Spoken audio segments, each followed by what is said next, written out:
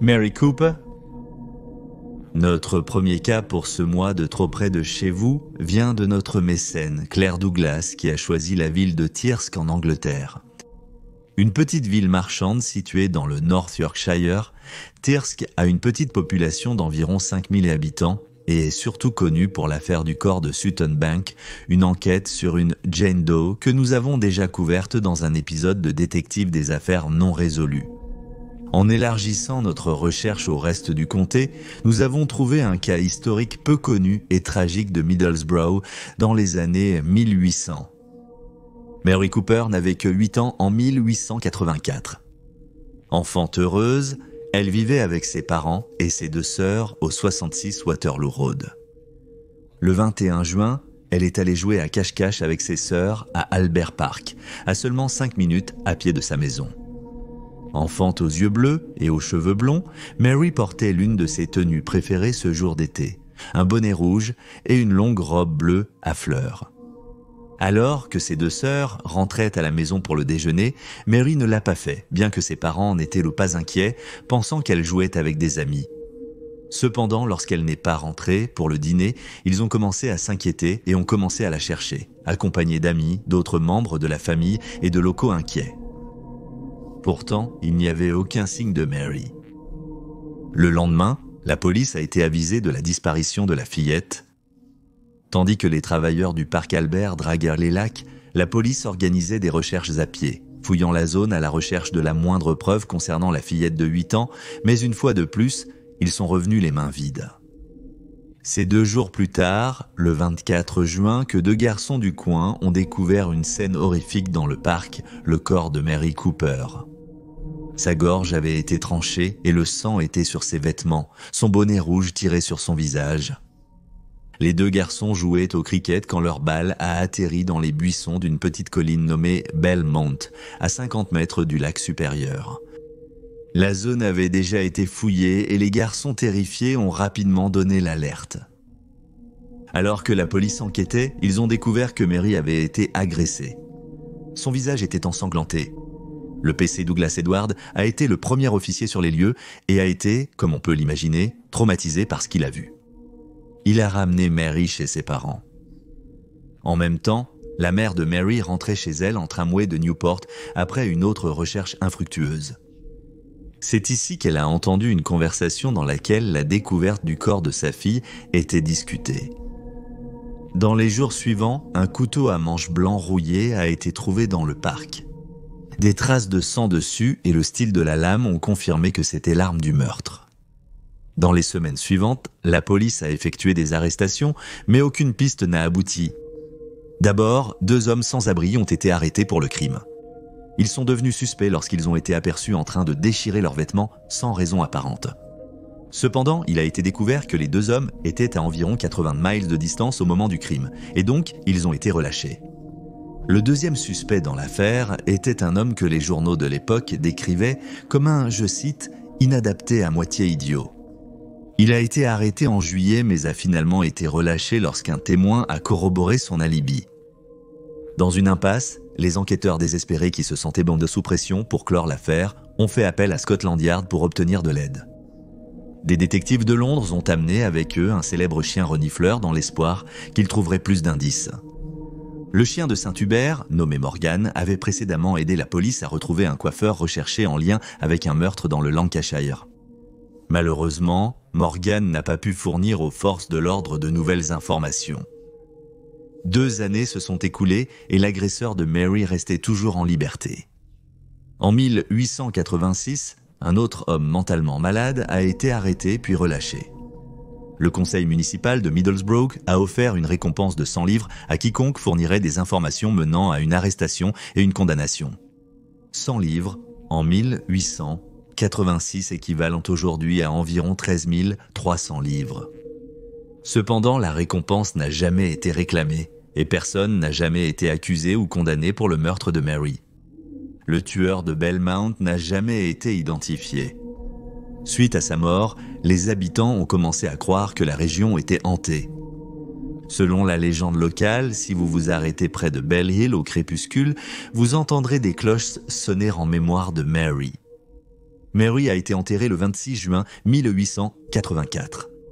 Des centaines de personnes en deuil ont rempli les rues pour rendre hommage à la jeune fille dont la vie a été prise trop tôt et à sa famille endeuillée.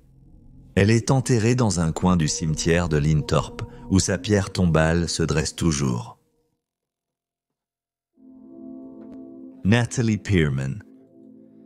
Notre prochain lieu de cas nous est présenté par notre mécène Claire Campbell, qui a choisi la ville de Norwich en Angleterre. Située dans le comté de Norfolk, Norwich regorge de magnifiques bâtiments historiques, de rues pavées, de maisons Tudor et compte 33 églises médiévales. Cependant, ce qui est le plus notable pour les amateurs de crime, c'est que Norwich est le décor de l'un des meurtres les plus horribles du Royaume-Uni. Natalie Jane Pearman a eu une vie tout à fait normale et sans histoire pendant ses 14 premières années. Elle vivait dans la ville côtière de Mandersley avec ses 2 frères et sœurs, son beau-père Chris et sa mère Lynn. Décrite comme une fille artistique avec un amour pour les chevaux et le ballet, elle a plus tard décidé qu'en tant qu'adulte, elle aimerait voyager et peut-être même rejoindre la Royal Air Force. Cependant, la vie de Nathalie a basculé quand son beau-père a perdu son emploi, plongeant la famille dans des difficultés financières.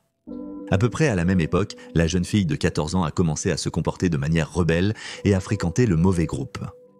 Alors que ses parents luttaient pour la contrôler tout en se débattant pour rester à flot financièrement, Nathalie a continué à se rebeller et a commencé à consommer des drogues. Au final, elle a été placée en foyer. Son séjour en foyer semble ne pas avoir été documenté et n'est mentionné que brièvement dans les articles et les documentaires sur son cas. Pour garder un toit au-dessus de sa tête, Nathalie, à seulement 16 ans, est entrée dans le monde du travail du sexe.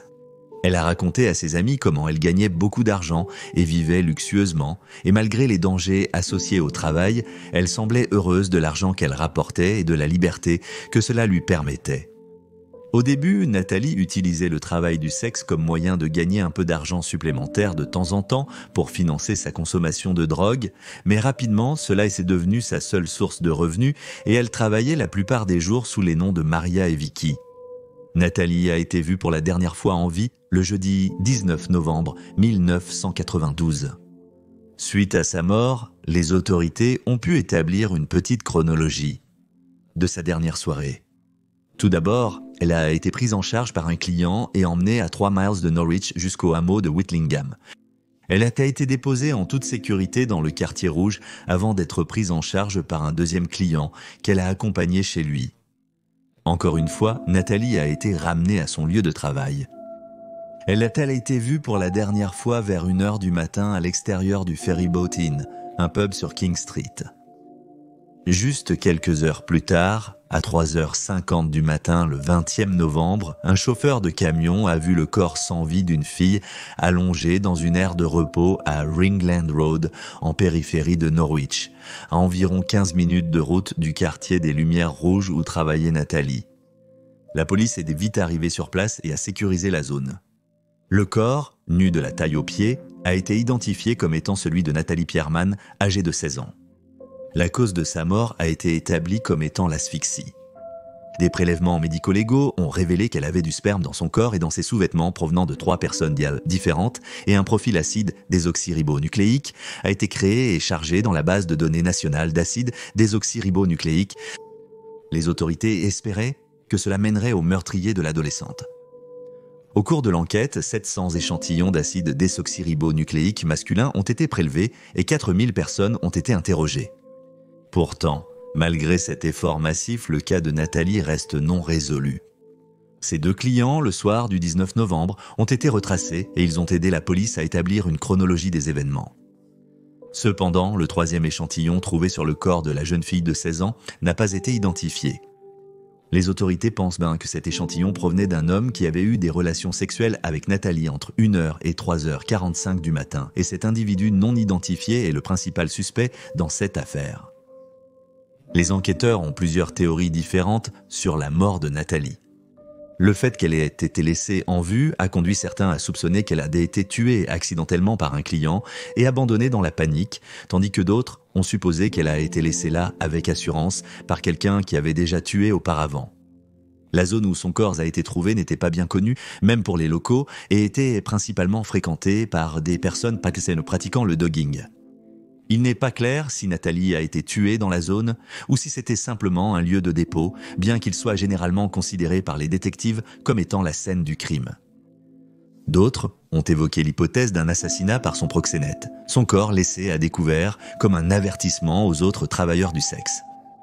Cependant, sans plus de preuves ou une confession, il est difficile de déterminer quelle est la théorie correcte. Curieusement, 36 heures avant son meurtre, Nathalie a rendu visite à ses parents qu'elle avait à peine vus depuis son entrée en soins. Cependant, la jeune fille de 16 ans n'était pas là pour se réconcilier. Au lieu de cela, elle voulait son acte de naissance afin qu'elle puisse demander des passeports. Quand sa mère lui a dit qu'un passeport prendrait quelques semaines à obtenir, Nathalie lui a dit qu'elle n'avait pas ce genre de temps. On ne sait pas si l'adolescente avait peur de quelque chose et tentait de fuir le pays, si on lui avait donné ou proposé du travail en tant que mule de drogue, ou si un client avait proposé de l'emmener à l'étranger. Le criminologue écossais David Wilson, qui travaille en tant que professeur de criminologie à l'université de Birmingham City, a sa propre théorie. Wilson a déjà travaillé en tant que directeur de prison et se spécialise maintenant dans les tueurs en série. Au cours de sa carrière, il a travaillé avec de nombreuses forces de police différentes au Royaume-Uni et a même apparu dans un documentaire sur Nathalie qui a été créé par le journaliste d'investigation irlandais Donald McIntyre.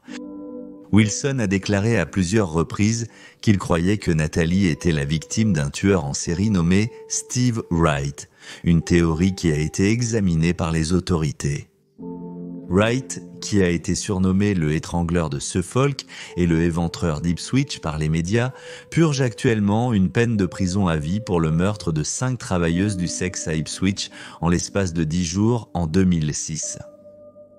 Comme la plupart des tueurs en série commencent à commettre leurs crimes avant la trentaine et que Wright avait 48 ans au moment de sa série de meurtres, il fait toujours l'objet d'une enquête.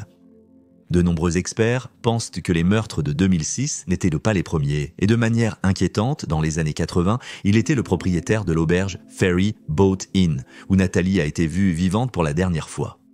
Bien que son acide désoxyribonucléique ait été comparé à l'acide désoxyribonucléique sur le corps de Nathalie, les résultats n'ont pas été concluants.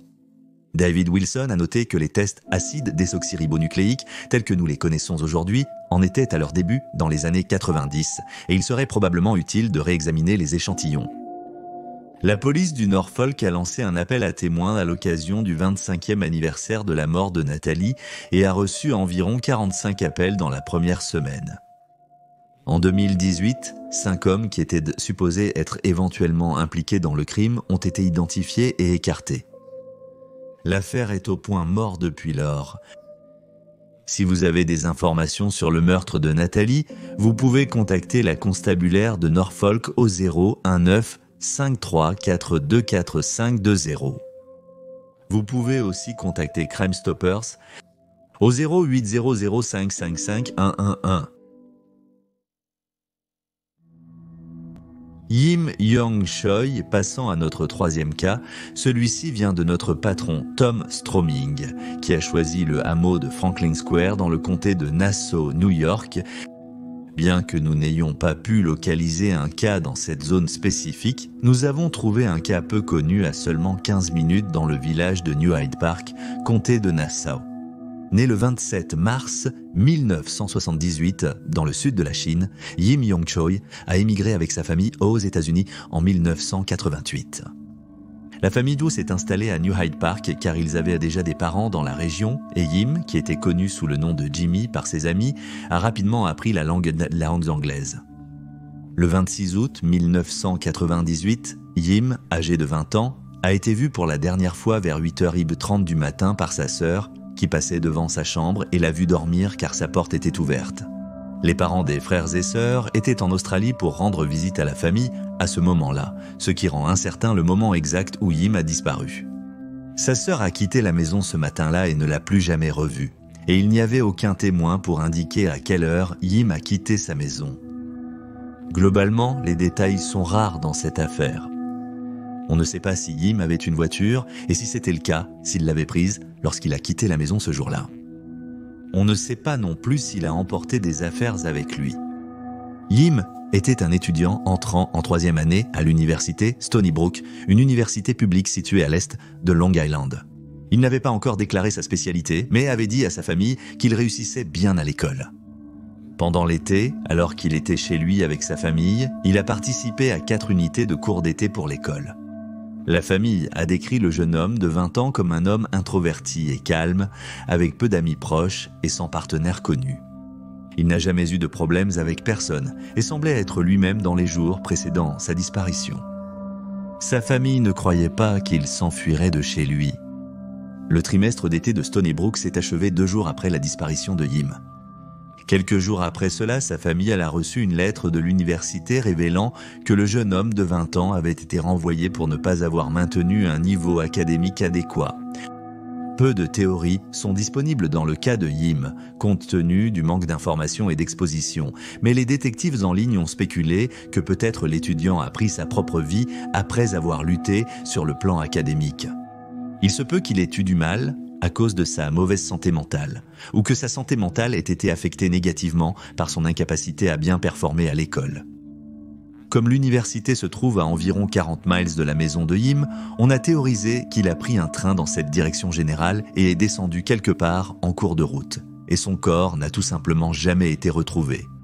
Un détective amateur a souligné un cas où un corps a été trouvé dans une zone fortement boisée sur Long Island en 2004 et on estime qu'il y était depuis les années 80.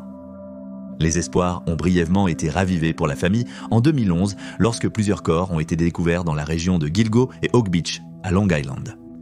Maintenant associé au tueur en série de Long Island, les autorités pensaient à l'époque que l'un des corps, qui appartenait à un individu non identifié nommé John Doe 8, était peut-être Yim. Néanmoins, l'acide désoxyribonucléique a prouvé que le corps n'appartenait pas aux étudiants. John Doe numéro 8 n'est toujours pas identifié. Les parents de Yim vivent toujours dans la même maison, espérant le revoir. Yim Yong-choi a été vu pour la dernière fois à 8h30 du matin le 26 août 1998. C'est un homme asiatique d'origine chinoise avec des cheveux noirs, des yeux marrons et une taille de 5 pieds 10. Lorsqu'il a été vu pour la dernière fois, il pesait 64 kg et portait des lunettes. Il était surnommé Jimmy, et s'il est toujours en vie, il aurait 43 ans. Si vous avez des informations sur la localisation de Yim, vous pouvez contacter la centrale des personnes disparues de l'État de New York au 1-800-3463543 ou le département de police du comté de Nassau au 5-1657-38800. Ruby Akers, notre avant-dernier cas ce mois-ci, vient de la ville historique de Sherman au Texas, un lieu choisi par notre mécène Heather Allen. Avec une population de moins de 45 000, Sherman abrite l'un des plus beaux parcs naturels de l'État. Le refuge national de la faune de Hagerman et plusieurs musées fascinants. C'est aussi là que s'est déroulée l'étrange affaire de Ruby Akers. Ruby était une femme de 75 ans résidant au Sherman Nursing Center en janvier de 1986. Toutefois, ce n'était pas le domicile principal de Ruby. Ses proches la décrivaient comme une femme indépendante qui, bien qu'elles aient commencé à souffrir de brefs moments de confusion, n'était pas sérieusement handicapée. Ruby vivait temporairement dans la maison de retraite pendant qu'elle se remettait d'une épaule déboîtée, une blessure qu'elle avait subie chez elle. Elle vivait dans l'établissement depuis environ 2 mois avant sa disparition. Par une journée de janvier froide mais ensoleillée, Ruby s'est approchée du poste d'infirmière au centre et a demandé que ses points de suture soient retirés. À un moment donné, avant sa disparition, la septuagénaire s'était tellement coupé le doigt qu'il avait fallu des points de suture.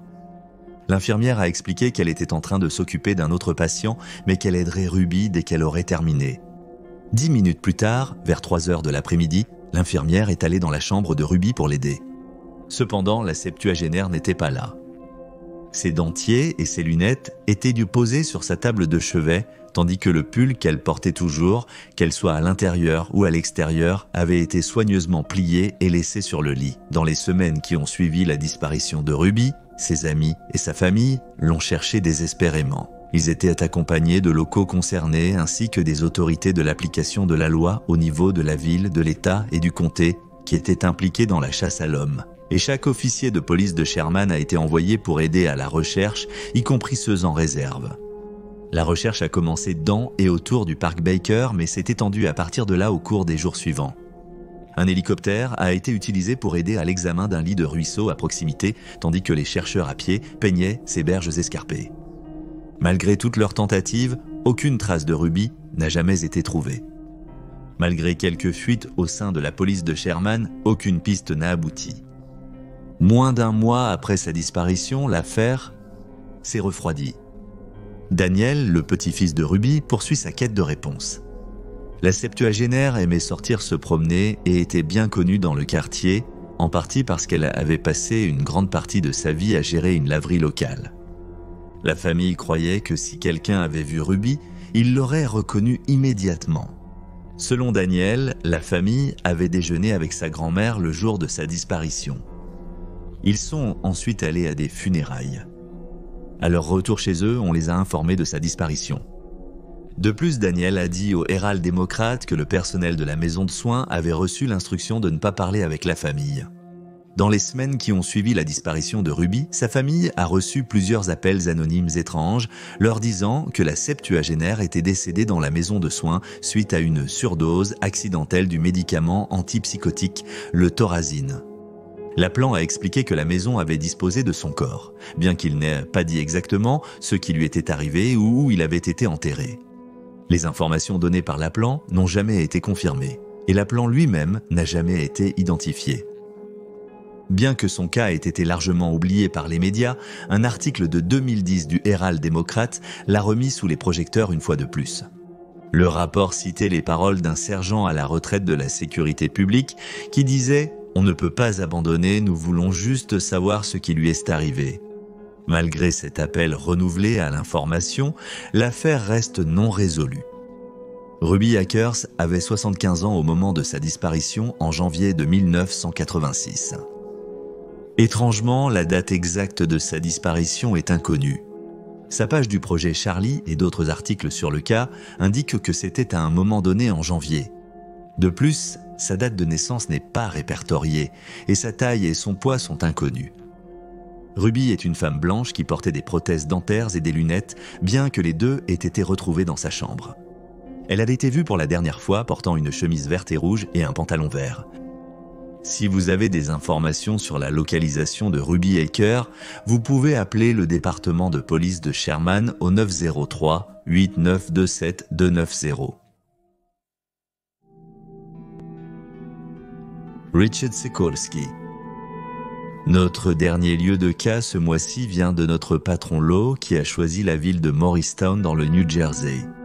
Connue comme la capitale de la Révolution américaine, Morristown abrite environ 20 000 personnes et est peut-être surtout notable pour la préservation de plusieurs sites qui ont été importants pendant la guerre révolutionnaire américaine, y compris Jockey Hollow et la Ford Mansion, cette dernière étant la maison de George Washington, entre autres, pendant la guerre. Bien que moins connu pour sa criminalité violente, Morristown abrite certains des cas non résolus les plus persistants du New Jersey. Richard Sikorski avait 27 ans lorsqu'il a été retrouvé mort dans son appartement en sous-sol au 23 Western Avenue le lundi 11 août 1980. Son propriétaire était entré dans la maison pour vérifier certains problèmes de plomberie signalés, mais a été accueilli par la vue de son jeune locataire torse nu. Il y avait du sang sur les murs à peu près à hauteur de taille, ce qui a amené les enquêteurs à croire que le jeune homme avait trébuché dans sa maison avant de s'effondrer. Richard avait grandi dans le township de Clark, New Jersey. Selon tous les comptes, il a eu une enfance ordinaire et a abandonné l'Arthur Johnson Regional High School lors de sa dernière année, choisissant de rejoindre la marine à la place. Après sa libération honorable, Richard a déménagé à Morristown à l'automne 1979. Il a d'abord vécu dans une chambre louée au Young Men's Christian Association de la rue Washington, mais un incendie a partiellement détruit les quartiers d'habitation. Il a ensuite passé un court moment au 245 rue du Sud avant de déménager dans son appartement de l'avenue de l'Ouest le 1er août 1980. Son père a noté que Richard ne conduisait pas et que son nouvel appartement était beaucoup plus proche de son lieu de travail. Richard n'avait pas de casier judiciaire et était inscrit à un programme de formation de bureau avec l'administration de formation à l'emploi du comté de Morris. Cependant, il n'avait pas été au travail la semaine précédant sa mort. Selon son père George, Richard se sentait déprimé dans les semaines précédant sa mort et semblait avoir peur de rester dans son appartement. Il aurait voulu rentrer chez ses parents le week-end du 16e, soit 5 jours après qu'on l'ait trouvé mort, mais son père lui avait dit d'attendre le week-end suivant. George a dit au Daily Record qu'il n'était pas lui-même depuis qu'il avait emménagé le 1er août. Quelque chose le perturbait. Nous savions qu'il avait peur de rester là quand Richard a emménagé dans l'appartement sur Western Avenue. Il n'y avait pas de moustiquaires. Peu de temps avant sa mort, le jeune homme de 27 ans a installé des demi-moustiquaires. Chaque nuit avant de se coucher, Richard retirait les moustiquaires et verrouillait ses fenêtres. Bien que George ne sache pas pourquoi son fils n'était pas au travail, il a dit que Richard passait beaucoup de temps à parler de la sécurité des portes de son appartement. Richard est mort d'un hématome sous-dural, une condition où le sang s'accumule entre le crâne et la surface du cerveau. Cependant, ce n'était pas la seule blessure qu'il avait subie. Il avait des ecchymoses à la tête, 2 yeux au beurre noir, une lèvre coupée, un nez ensanglanté et des ecchymoses aux chevilles, genoux, épaules et fesses. Les autorités ont noté que les ecchymoses sur son corps étaient bien symétriques, ce qui les a laissés perplexes pendant plusieurs jours après la découverte du corps. Le docteur Ernest Tucker, médecin légiste adjoint du comté de Morris, a conclu que Richard avait été battu à mort, probablement environ 48 heures avant la découverte du corps. Les enquêteurs ont théorisé qu'il avait réussi à rentrer chez lui avant de mourir, car il n'y avait pas de perturbation dans la maison. Possiblement en soutien à cette théorie, lorsque le corps de Richard a été trouvé, les écrans arrière de ses fenêtres étaient en place et sa porte avait été verrouillée de l'intérieur. L'absence de signes d'effraction pourrait également indiquer que le tueur avait une clé ou que le jeune homme de 27 ans avait laissé entrer volontairement le coupable. Bien qu'encore une fois, la seule véritable preuve sur les lieux était le sang sur les murs. Il n'est pas clair combien de sang il y avait.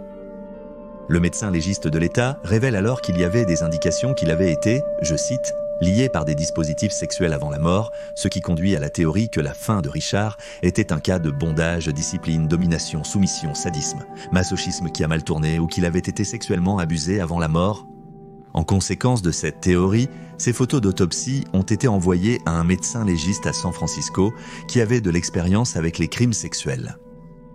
Un reportage du 29 août a déclaré que ce médecin légiste a confirmé que Richard avait effectivement été sexuellement abusé avant sa mort.